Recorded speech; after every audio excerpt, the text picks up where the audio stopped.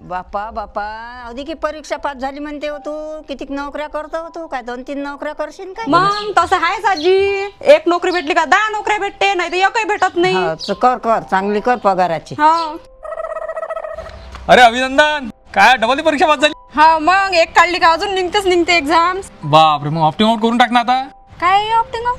काय म्हणजे अरे मला तू सांग आता तुला पहिली नोकरी लागली हे दुसरी नोकरी आली तू एका वेळेस 2 नोकऱ्या करणार आहे काय नाही एकच करशील ना एकच करू मग त्या जर ही नोकरी सोडली तर जे वेटिंग वर पोरं आहे त्याला चान्स भेटते आणि हे जे आपण सोडतो ना याला ऑप्टिंग आउट म्हणते तुला माहित आहे का 5 वर्ष मेहनत घेतली तेव्हा कुठे नोकरी लागली आता नोकरी लागल्यावर भले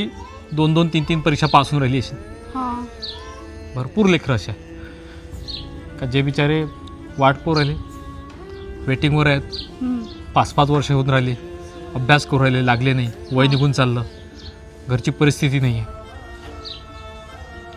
तुम्ही जेव्हा ऑप्टिंग आउट करता ना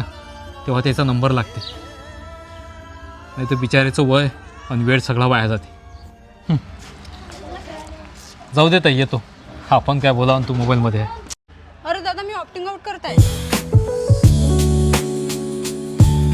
माझ्याच्यानं कोणाचं तरी चांगलं होईल